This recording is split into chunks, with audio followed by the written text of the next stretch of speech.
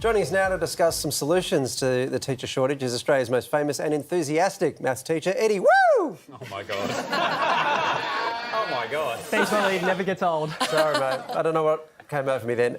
But I'm very excited to talk to you about this because I think you'll have unique insight, actually. There are thousands of teacher vacancies across Australia still. How do we fill them?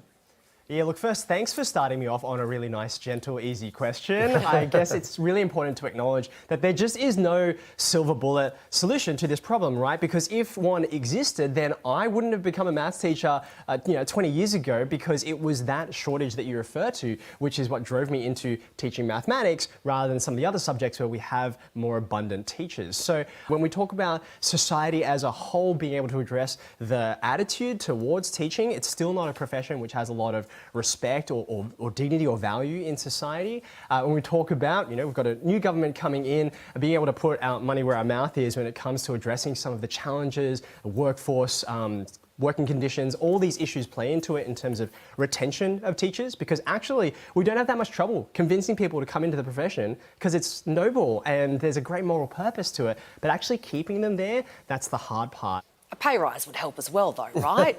Look, I'm not going to complain if someone, changes the award, but of course that's what I'm going to say, right?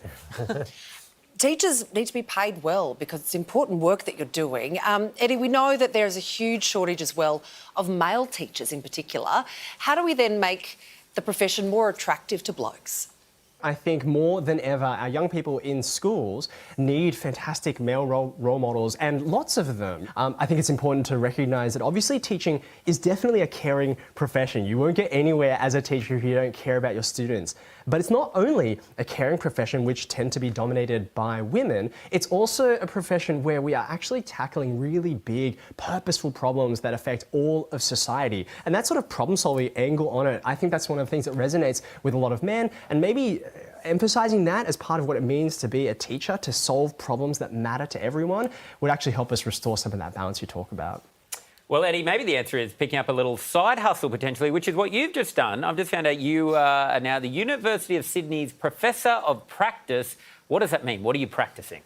Yeah, it's for me a really exciting opportunity to work with pre-service teachers, because what we want to do is help those students who are becoming teachers to be exposed to the realities of everyday classrooms. It's really worthwhile work, but it's also challenging, and we don't want to disguise any of those difficulties for them. We want them going in with both their eyes open, being prepared, and having really practical, authentic, and current expertise to teach them how to teach, to help their students be the best learners they can be. Eddie, before you go, we need help with our homework here. There's a maths problem that has left the entire internet stumped. Can you help us solve this? I'm just going to anticipate that there are a few different opinions for people who are maybe watching at home, or maybe even there in the studio with you. Lots of people are thinking maybe it's 2 times 1 plus 2 is 6. So 6 divided by 6 gives you 1, which I think is what you mentioned. But other people are going to argue and say, no, hold up. 6 divided by 2, that's 3. And then you multiply that by 1 plus 2, which is 3. Yes, and you get 9. So is the answer 1 or 9? And you might hate me for a second, but I'm going to say the answer is yes. What? Because What's yes? What? this Yeah, is what's yes? actually a mathematical equation that, get me, right?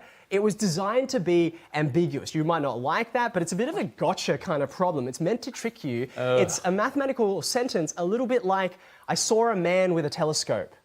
Now, you tell me, did you see a man walking by and he was holding a telescope in his hand? Or did you look through a telescope and see a man? I saw a man with a telescope is ambiguous, and maths can be like that sometimes too. So 1 or 9, they're kind of both the answer. Oh, Eddie, we love chatting with you. Thank you so much for your time tonight. Always a pleasure, thanks.